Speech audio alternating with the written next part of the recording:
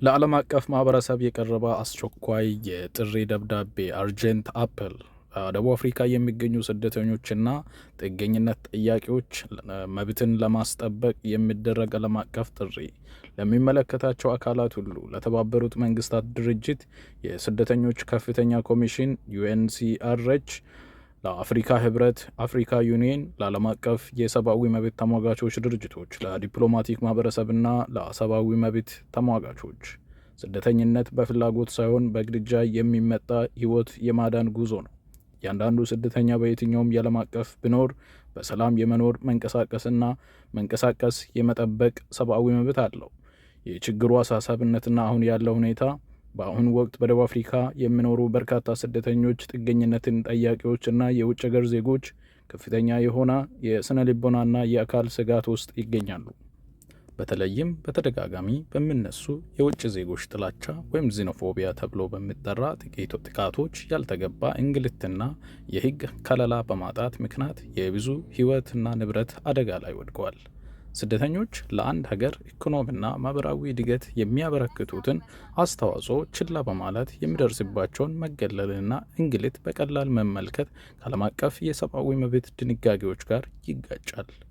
ለዓለም አቀፍ ማህበረሰብ የቀረበው ዋና ጥሪዎች ፈጣንና ጠንካራ የዲፕሎማሲያዊ ጫና ማድረግ፣ የጥገኝነትን ጠያቂዎችና ስደተኞች በደቡብ አፍሪካ ህግና በዓለም አቀፍ ስደተኞች ውል 1951 ሪፊጂ ኮንቬንሽን መሰረት በቂ ጥበቃ እንዲደረግላቸው በደቡብ አፍሪካ መንግስት ላይ አስፈላጊ የዲፕሎማሲ ጫና እንዲደረግ፣ የሰብአዊ መብት ጥሰቶችን ገለልተኛ በሆነ አካል ማጣራት፣ በስደተኞች ላይ የሚፈጸሙ ህገወጥ ጥቃቶችና የመብት ገፋፊዎችን እና እንግልት ድርጊቶችን ለማቆም ገለልተኛ የዓለም አቀፍ መርማሪ ቡድን እንዲሰማራ ማድረግ፣ የህግና የዶክሜንቴሽን ችግሮችን መፍትሄ መስጠት፣ ስደተኞች ህጋዊ የመኖሪያ ፍቃድና ጥገኝነት ሰነዶች በቀላሉ የሚያገኙበትን አሰራር እንዲዘረጋና በሰነድ ማደስ ሂደት ላይ የሚታዩ እንግልቶችን ማስወገድ፣ የአካላዊና የንብረት ደህንነትን ማረጋገጥ፣ የስደተኞች የንግድ ቦታዎችና መኖሪያዎች ማህበረሰቦች ከጥቃትና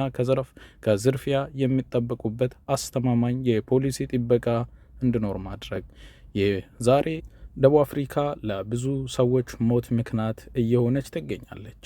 በደቡብ አፍሪካ የሚገኘውን የስደተኞች ሁኔታ ችላ ማለት የሰብአዊ መብት መሪዎችን እንደመጣስ ይቆጠራል።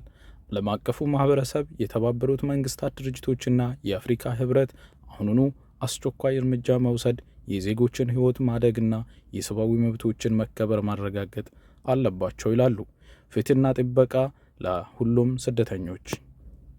ሰላም ውድ የተከበራችሁ ኢትዮጵያውያን፣ ዩቲዩብ ቻናላችንን ሰብስክራይብ አድርጋችሁ ወደ ቀጣዩ ዜና እናልፋለን።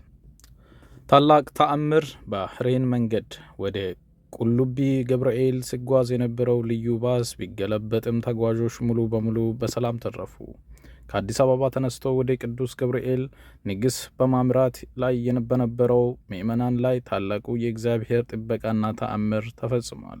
ከቀኑ 8 ሰዓት ገደማ በሂሪን አካባቢ የሚገኘው አደገኛ ቁልቁለትን በጠመዝማዛ መንገድ ላይ ተጓዦችን የጫነው ልዩ ባስ የህዝብ መጓጓዣ ተሽከርካሪ ከፍተኛ የሆነ መገልበጥ አደጋ አጋጥሞታል።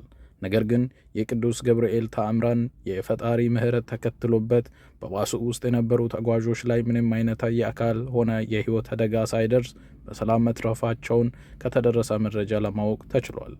በአሁኑ ወቅቱ ክረምት ዝናብ በመሆኑ መንገዱ የሚያንሸራትትና ጠመዝማዛ ከመሆኑም በላይ ወደ ቁልቢ ገብርኤል የሚያመራው የትራፊክ ፍሰት በጣም ከፍተኛ ነው።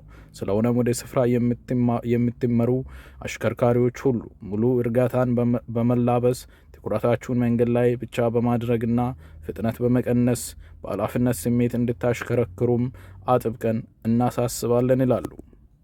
በሌላ ዜና በጋምቤላ ክልል ከ7800 ኪሎ ግራም በላይ ወርቅ ለብሔራዊ ባንክ ገቢ ሆኗል። በጋምቤላ ክልል በተጠናቀቀው ባጀት ዓመት ከ7098 ኪሎ ግራም በላይ ወርቅ ለብሔራዊ ባንክ ገቢ ማድረጉን የክልሉ ማዕድን ቢሮ አስታውቋል። የጋምቤላ ክልል ማዕድን ቢሮ ኃላፊ አቶ ቻም ኦባንግ ለኢዜማ እንደገለጹት በክልሉ በተጠናቀቀው ባጀት ዓመት በዘርፉ በተከናወኑ ተግባራት ስኬታማ ውጤቶችም ተመዝግበዋል። በባጀት ዓመት 6000 ኪሎ ግራም ወርቅ ለብሔራዊ ባንክ ገቢ ለማድረግ ታቅዶ ከ7000 88 ኪሎ ግራም በላይ ወርቅ ገቢ መደረጉን ተናግረዋል። በክልሉ ባጀት ዓመት ገቢ የተደረገው የወርቅ ምርት ከእቅዱ በ1098 ኪሎ ግራም ብልጫ ያለው ሲሆን የቀድሞ ዓመት ጋር ሲነጻጸር ደግሞ በ1669 ኪሎ ግራም ብልጫ ያለው መሆኑን ገልጸዋል። ለተመዘገበው ውጤት መንግስት ለዘርፉ በሰጠው ትኩረት የቁጥጥር ክትትልና የድጋፍ ስራዎች ተጠናክሮ በመከናወናቸው መሆኑን ተናግሯል።